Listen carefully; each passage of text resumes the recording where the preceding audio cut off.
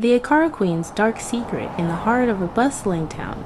Just a stone's throw away from the largest school and office complex stood a modest roadside stall. It wasn't much to look at, just a worn-out wooden table, a frying pan perched over an open flame, and a small bench where customers could wait.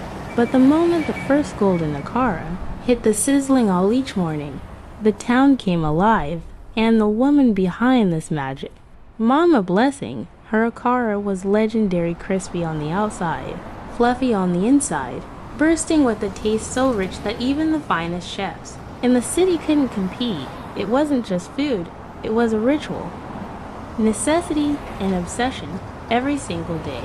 Before the sun had even finished yawning, a long, winding queue stretched down the street, men in suits, clutching their briefcases, waiting with the patience of saints, mothers with babies strapped to their backs, counting their coins, school children, some barely awake, eagerly clutching their lunch money. The moment Mama Blessing scooped up a batch of Akara and pulled it from the fire gone. Take it out, sold. Another batch sold.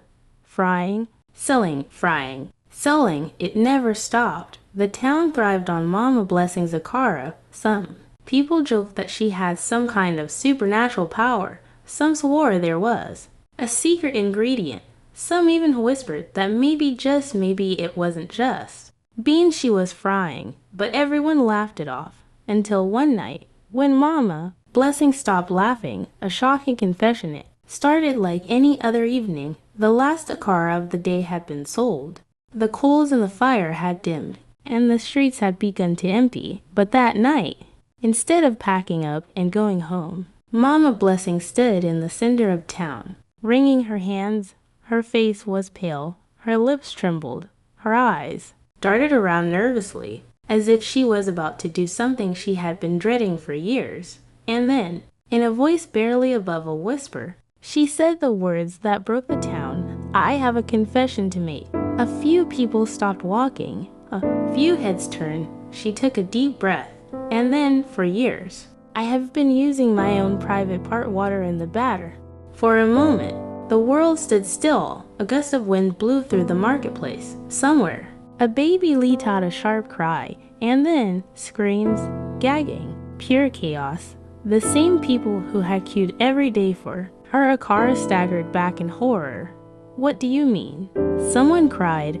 Tell me it's a lie. A woman shrieked. One man, a loyal customer who had eaten her Akara for 10 years, collapsed onto the ground. Clutching his stomach, an old woman crossed herself and began praying loudly. One of the schoolboys vomited right there in the street. The town erupted. Mothers dragged their children away, screaming. Workers ran toward the nearest pharmacy, begging for medicine. People clutched their stomachs, suddenly feeling sick. The men in suits, gone. The school children, traumatized.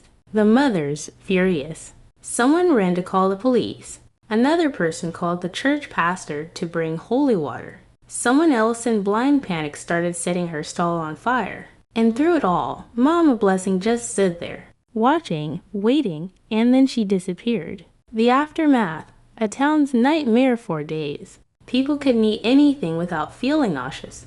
Parents rushed their children to hospitals, demanding doctors check for signs of sickness. Pharmacists sold out of detox medicine. Pastors held special prayers, urging people to cleanse their stomachs of whatever they had consumed. Some people even claimed to hear Mama Blessing's voice in the wind, whispering, you enjoyed it, didn't you?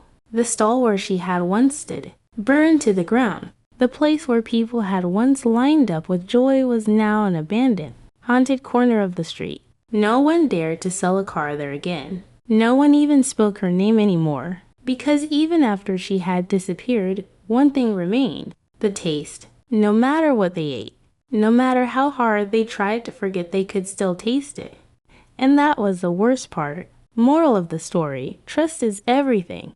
Build it for years and lose it in a second. Some secrets should never be revealed. If something tastes good, maybe ask for the recipe first. And above all, never eat from a cook who refuses to tell you what's inside. Because you never know, you never know.